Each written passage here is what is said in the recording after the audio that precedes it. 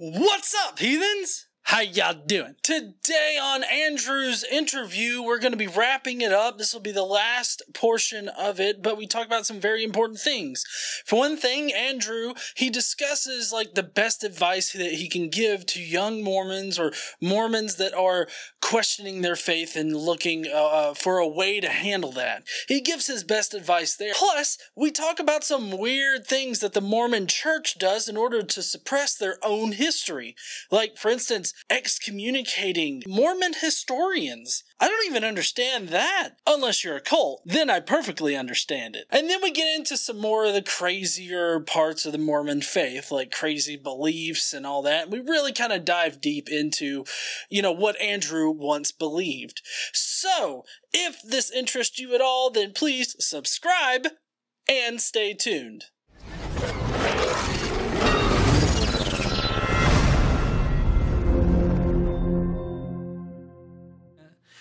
So I'm kind of curious, like, what would be the best advice you could give for somebody that is like in the Mormon faith and they're starting to question things, or, maybe they're starting to look into like atheist arguments or whatnot? Well, first thing I would recommend, stop accepting everything you're told blindly by church leadership. If you feel something isn't right, bring it up, talk about it. Confront leadership on it if you feel it's necessary, and do not let them scare you with words like apostasy and excommunication. Because quite frankly, if there is a God, God wants you to know the truth. Do not be afraid to challenge those things that you find are wrong. Secondly, I'd highly recommend anybody who's Mormon, who's looking to or questioning their church or their faith. Even if you're not, I highly recommend it's cesletter.com. This is a fantastic document that spells out a lot of the issues within the Mormon church and their scripture and their doctrine. It's one that I read after I walked out of my bishop, and I'm really glad that I did, because it really helped me solidify my decision to leave as a good choice. Also, don't be afraid to look at what the church will by default label as anti-Mormon truth or anti-Mormon literature.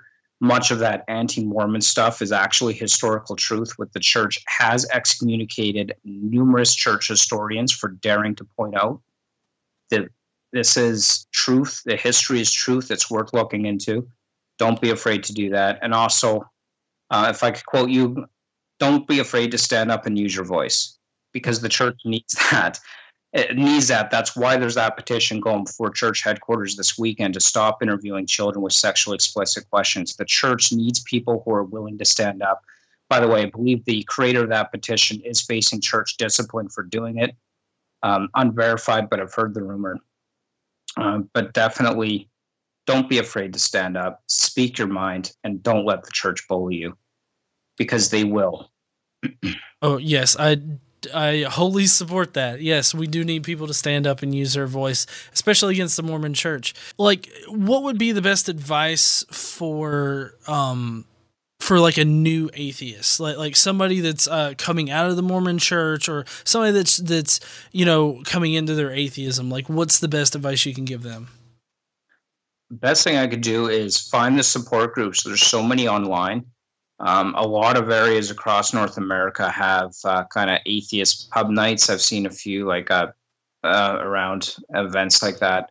But there's a lot of atheist support groups on Facebook, especially within the Ex-Mormon community. I'm a member of 4 different Ex-Mormon groups myself, which are really a fantastic resource for support. The people there will understand you. They get it. They've been where you've been. And honestly, without those groups there, I don't know how well I would have done coming out. It would have been so much harder for me to come out of the church and accept what I've come to accept without the support of people who have been through the same thing. So look for those groups. There's a lot on social media. And there may even be groups that regularly meet in your area, and that's the best advice I could give. And I think that's really great advice. I know I don't really have a group around here. There are a couple groups, but I didn't. I found a group online, or I guess I created my own group online of people, and I would say that definitely did help me out a lot. Was finding other people to connect with, either in real life or online. So I think that's really great advice. Well, sometimes online's all we got. So. Yeah, exactly. So you said that the Mormon Church actually excommunicated or kicked out historians that were talking about like historical truths, but they weren't favorable to the church, so they like kicked them out of the church? Yeah, they actually do. There's a history that I think it was about a year ago was the most recent case of a church historian being excommunicated. And on at least 3 occasions previous to that, historians have been excommunicated from the church. It's a very common trend. The church's historian department, as far as the church is concerned, their job is not to teach the truth about church history. Their job is to whitewash church history so that it makes the church look good. And when a historian stumbles upon something that doesn't make the church look good, he has a choice to either remain silent or risk excommunication. And some choose to say, nope, this is the truth, and they're kicked out as a result. Yeah, well, I don't know if you've seen this, but I actually have a live stream on my channel where I call into the Mormon hotline, and I ask them like about like the origins of Mormonism, and they can't tell me a thing about it. Oh, man. The claimed origins are just... Joseph Smith was a con man. He was found guilty of several charges of con, and he was a con man. That's all. That really sums it up. The guy was a con man that forced 14-year-old girls to marry him under threat of eternal damnation for their entire families because an angel with a flaming sword said he'll kill Joseph if she doesn't. True story. I'm not even making that up. That's historically documented fact. And this is the kind of man that the Mormons follow. I mean, think Warren Jeffs, the famous FLDS polygamy leader. That man is living more of Joseph Smith's church than any modern-day prophet. And that's just reality. Mormons, they don't like to hear it, but that's truth. Wow. Well, I mean, it still amazes me that none of them could tell me anything about the origins of Mormonism, because like apparently it's just a hotline where you can call in and they will tell you like how they came to the faith and like their own personal anecdotal story. But like from what I can tell, like nobody actually teaches Mormons like their actual history, because like I knew that Smith was a con man. David Fitzgerald has a wonderful book on the Mormon history, going all the way back. I mean, it even goes past Joseph Smith to like other people that were prominent leaders who were saying that there were people living on the moon, and they would preach that. Yeah, so, it's absolutely insane. Some of the stuff that's never taught in the church. I mean, the church itself doesn't even stick to its own doctrine, the Doctrine and Covenants. The Word of Wisdom is a good example of that. I mean, if you looked at Doctrine and Covenants section 89 from the church's website, it's going to tell you that it's not a commandment. It's going to tell you that drinking beer is cool because, drinks made from grains are cool, and wine's totally cool as long as you make it yourself. But if you dare touch alcohol now, well, you're violating the Word of Wisdom, you bad boy. It's a commandment. You can't do that. But it completely contradicts the known scriptures the way it's taught now. So, I mean, Mormons are constantly changing their doctrine while simultaneously denying that ever happens. Well, it's ridiculous.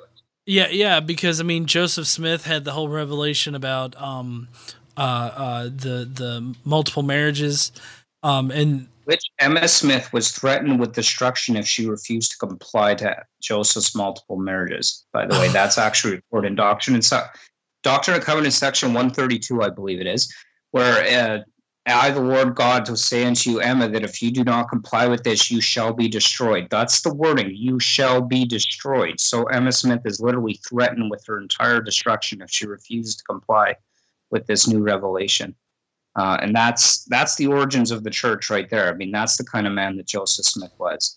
I mean, just praising him. just Well, I was just gonna say, just take a second and actually think about having that same conversation now, where you're standing in your living room and you're like, if you don't accept my multiple marriages, you will burn in hell. And it's just, I can just see KC over there looking at me like, are you fucking crazy right now? Well, that's exactly it. And you know what? I don't give a damn how many wives someone has. I really don't. The only thing I care about is are people being treated with respect. I don't care if a man has 10 wives. Are they all willing? Are they all fine with the relationship? Are they all being treated with respect? And I don't care. Well, but I certainly care about women being threatened with their own death and destruction if they refuse to accept it. Right. No, yeah. I mean, I don't have any qualms about it either. I mean, people can, do their own thing as long as nobody's being forced into it. It just seems like a drama queenie kind of thing to do, to yell at your wife or something like that because she doesn't like you wanting to have a second or third wife. Like I don't know. It just seems really drama queenie. Yeah. But, that's old Joe Smith, who, Mormons love to sing the hymn, Praise to the Man. So it's basically worshiping Joseph Smith. And, it's taught that we don't worship Joseph Smith as Mormons. But looking back at it, I mean, they've got an entire hymn singing Praise to the Man who communed with Jehovah. Jesus anointed that prophet and seer. Like, the entire hymn is about praising Joseph Smith being the wonderful, godly man that Mormons believe him to be. Well, yeah, I thought that Joe, like at Judgment Day, it was going to be God, Jesus, and Joseph Smith that were judging people. Is that not actually doctrine? Well, that's not really doctrine, at least not as I understand it, but it's a very common belief within Mormonism. Okay. But not officially doctrine itself. But I mean, it's those beliefs that eventually translate into doctrine. Eventually. Right. Or, once something's not socially acceptable anymore to any extreme, then, suddenly it's not doctrine anymore. I mean, just ask Hinckley, who said on live TV, no, polygamy is not doctrinal, even though it's still contained in the Doctrine and Covenants. Emphasize doctrine and covenants. It's in there. Right. Well, I'm wondering, how widespread is the whole Cain and Bigfoot kind of thing? Oh, I've heard that story so many times. Man, and looking back on it now, it's hilarious to even think about it, that anyone could actually believe there's a shred of truth to that. I don't know that I ever believed that myself, but I'm guilty of telling that story. Oh, really? Right? But I don't know if I ever believed it to be true, but yeah, I mean, it is within the Mormon cultural ideology that, Cain was cursed to walk earth forever. So we're like, oh, Bigfoot's Cain, yeah. Sure, that makes sense. Why not? Total sense. Well, there were 3 Nephites, too, that were supposed to still be preaching on earth, but no one knows their identity. Yeah, hopefully it's not Donald Trump. Are you kidding? He got the most votes from the Mormon community in Utah. I mean, come on. I mean, look how well he won Utah. I'm pretty sure his vote totals correspond to roughly the Mormon population in Utah. It's crazy. Yeah. I do not recommend Mormonism to anyone. Well, okay, so looking back on your faith now, what would you say is the most ridiculous belief? Maybe not the worst, because I feel like probably the worst for you was the whole masturbation is a sin and you should feel like crap. But what's the most ridiculous one? How about the idea that New Jerusalem is going to be built in America, in Missouri specifically, and that God's going to come personally and, reign with his people in Missouri? Jackson County, Missouri, I believe it is. Yeah, in the valley that Mormons call Adam Ondiam, in which they believe Adam is personally going to come back and have a massive priesthood conference with everybody right before the second coming in Missouri, where they're going to build this glorious city, which the entire city is basically going to be a massive temple to God. Good luck with that. Wow. Missouri's got a whole hell of a lot of shit to live up to, don't they? Well, I mean, there is the whole we're going to die and become gods, and that God reigns on a planet called Kolob, which is in a binary star system. That's actually in the Pearl of Great Price. Oh, yeah? Oh, yeah, totally. It's about, God reigns on Kolob, and Kolob has a greater light and a lesser light. So, it's like a binary star system. And when we all die, we're going to become gods and have our own planets. Oh, yeah. Like, what happens with the women in that situation? No, wait. Only those who are worthy of celestial exaltation get to become gods and have their own planets. So not everyone. Oh, okay. Well, what happens to the women though? They'll be goddesses under their husband's reign, or beside them, to rule beside them. Yeah, that's it. Oh, okay. Well, isn't God supposed to have like 15,000 wives or something like that in heaven or on his Kolob planet? I'm pretty sure he's got billions of wives. Oh, okay. Right? I mean, he reigns on Kolob, which is like this planet made of glass or something where everybody's lives are reflected for him to watch constantly. Well, I mean, yeah, well, I mean, at that point, it's like, why not have 15 billion wives? It's just a whole planet full of women, just one God. But remember, he rules the whole universe, but he needs your money to build mega malls. Oh, definitely. Are you making that up? Have you seen City Creek Center in Salt Lake? Yeah, the church built that over $1 billion. But, they're all about spirituality, not secularism. But, hey, let's build a giant mall with your tithing money. Right. Yeah, it isn't. I think I remember the Mormon church is the biggest landholder or something like that. Like, they hold a lot of, like, property. Oh, they do. Huge amount of property. Yeah. Just ton. It's like McDonald's. But worse. Yeah. You could recover from McDonald's. At least with McDonald's, you could work it off and be healthy again. With Mormonism, honestly, I still feel like I have some psychological repercussions from it. I still have times where I feel, even just slightly bad over some things that I shouldn't. Not nearly to the extent where it becomes debilitating, of course. But I mean, I still kind of have that anxiety in the back of my mind sometimes. Mm-hmm. It is there, not because I'm worried about offending God, but because it's just part of 35 years of psychological indoctrination. It doesn't disappear in 2 years. Oh, yeah. It takes a long, long time to really get to the point where that's never an issue. And I'm constantly have this psychological battle in my mind trying to understand. Oh, yeah. Like I said to my wife's like, I don't even know if I'm normal. Like, do I actually have a normal, healthy relationship with sex and sexuality? I don't know. And I still feel a little bit of anxiety, constantly wondering, and it's almost impossible to tell. Right. And that's part of the damage. And I feel like that's something I might struggle with my entire life. Always questioning whether I'm normal in that sense, right? Right. Yeah. No, I mean, I've been struggling with it for a good 5-6 years now. Like, I mean, it does not go away easy. And I mean, even now, I still have bouts where, I get those deep depression feels, but I'm at a place where I can come out of those without, actually going too far down that kind of spiral. So, but I mean, it's taken a long time to get to that point. Yeah, and there's still a lot of anger there. I mean, I definitely feel like I've been defrauded out of tens of thousands of dollars. I feel like I've been lied to, manipulated, abused, and it still hurts. And I still have a lot of anger and resentment towards the Mormon Church as a result. And I think that is the worst part of it all. Yeah. Is that the consequences of this kind of religious manipulation is extremely hurtful.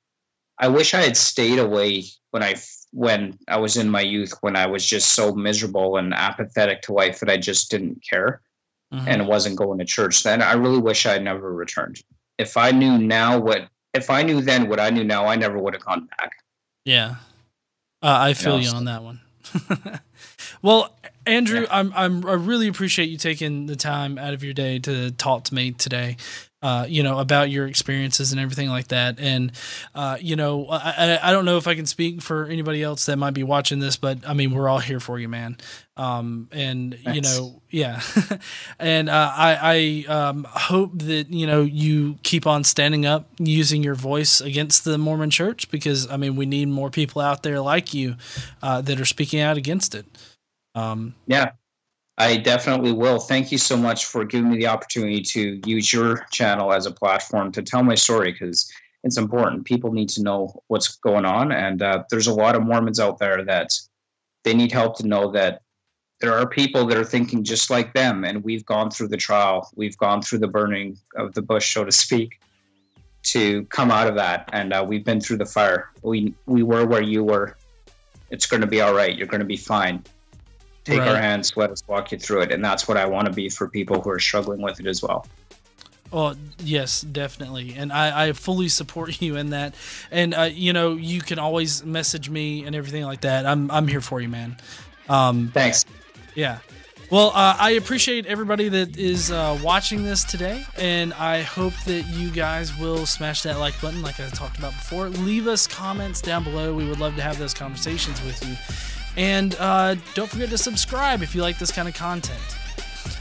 Also, make sure you stand up and use your voice. Bye, heathens.